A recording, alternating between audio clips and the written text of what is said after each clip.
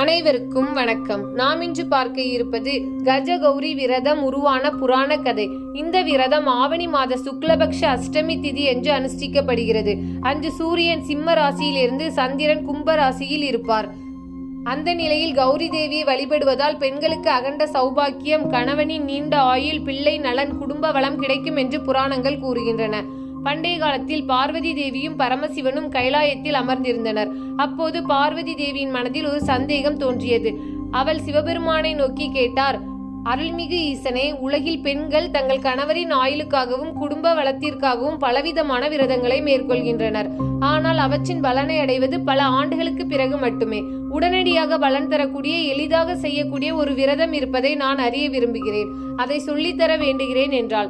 அதற்கு பரமசிவன் சிரித்தபடி கூறினார், உலகின் எல்லா பெண்களும் கடைபிடிக்கக்கூடிய மிக சிறந்த விரதம் ஒன்று உண்டு. அது கஜகௌரி விரதம் ஆகும். இந்த விரதத்தை ஆவணி மாத சுக்லபக்ஷ அஷ்டமி திதியன்று செய்ய வேண்டும். அன்று சூரியன் சிம்ம ராசியில், சந்திரன் கும்ப ராசியில் இருப்பார்.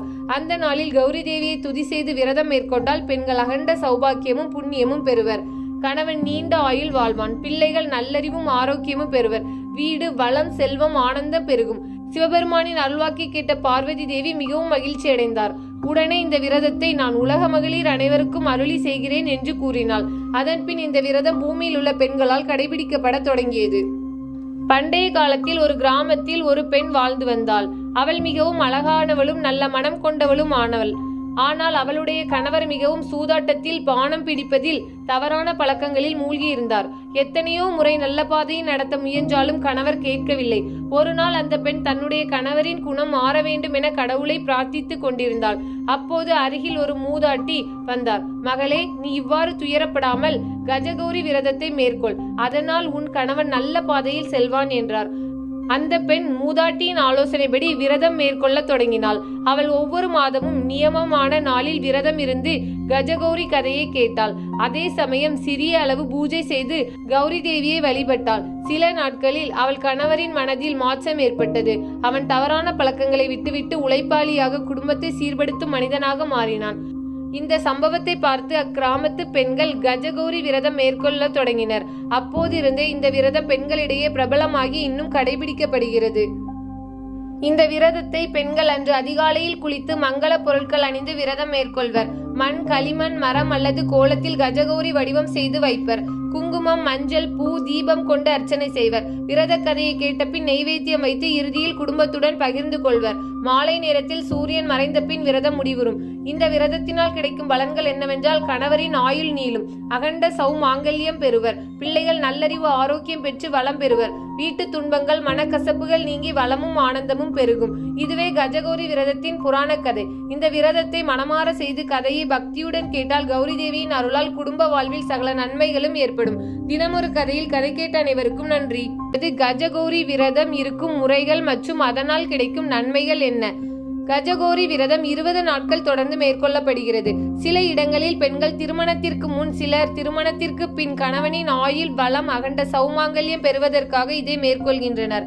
துவக்க நாள் காலையில் குளித்து புனிதமான மனநிலையில் விரதம் தொடங்க வேண்டும்.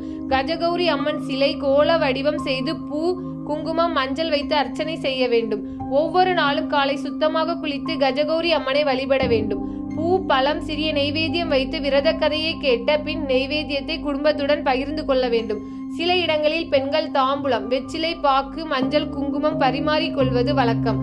இறுதி நாளில், அதாவது 20வது நாளில் மிக சிறப்பாக பூஜை செய்ய வேண்டும். கௌரி அம்மனுக்கு நெய்வேத்தியம், பூர்ண கும்பம், ஆடைகள், தாம்பூலம் சமர்ப்பிக்க வேண்டும். பின்பு சுமங்கலிகளுக்கு சிறிய பரிசுகள் கொடுத்து அவர்களின் ஆசீர்வாதம் பெற வேண்டும். அந்த நாளில் விரதம் நிறைவு பெறுகிறது.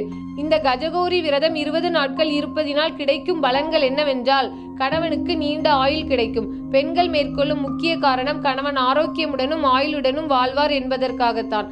அகண்ட சௌமாங்கல்யம் கிடைக்கும். பெண்கள் கணவருடன் வாழ்நாள் முழுவதும் சௌபாக்கியத்துடன் வாழ்வார்கள்.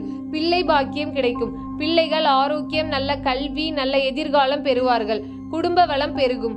வீடு, செல்வம், ஆனந்தம், அமைதி நிறைந்து துன்பங்கள் நீங்கும். பாவ நிவர்த்தி கிடைக்கும். முந்தைய பாவங்கள் நீங்கி புண்ணியங்கள் பெருகும். மன நிறைவு அடைவார்கள். விரதம் மேற்கொண்ட பெண்களுக்கு மன நிம்மதி, பக்தி உணர்வு, ஆனந்தம் கிடைக்கும். இந்த விரதத்தின் வழிபடும் முறைகள் என்னவென்றால், அம்மன் சிலை, மண், மரக்கோடி அல்லது கோல வடிவில் கஜகௌரி அம்மனை வைத்து வழிபடலாம். பூஜை சாமான்கள் என்னவெல்லாம் வைக்க வேண்டும் என்றால், பூ, குங்குமம், மஞ்சள், தீபம், பழம், தேங்காய். பிரார்த்தனை எவ்வாறு செய்ய வேண்டும் என்றால், அகண்ட சௌமாங்கல்யம், கணவரின் நீண்ட ஆயுள், குடும்ப வளம், பிள்ளை நலன் என்று மனமாற வேண்டிக் கொள்ள வேண்டும். தாம்பூலம் பரிமாற்ற வேண்டும். விரதத்தின் போது பெண்கள் தாம்பூலம் பரிமாறிக்கொள்வது நல்லது. கஜகௌரி அம்மனின் கதையை கேட்க வேண்டும். ஒவ்வொரு நாளும் கஜகௌரி விரத கதையை கேட்பது மிகவும் அவசியமாகும். கஜகௌரி விரதம் 20 நாட்கள் மன சுத்தியுடன் பக்தியுடன் மேற்கொள்ளப்படும் போது பெண்கள் கௌரி தேவியின் அருள் பெற்று குடும்ப வாழ்வில் நிம்மதி, வளம், ஆரோக்கியம், சௌபாக்கியம் அனைத்தையும் பெறுவர். இதுதான் கஜகௌரி விரதம் 20 நாட்கள் இருக்கும் முறைகள் மற்றும் அதனால் நமக்கு கிடைக்கும் நன்மைகள் ஆகும். தினமொரு கதையில் கதை கேட்ட அனைவருக்கும் நன்றி.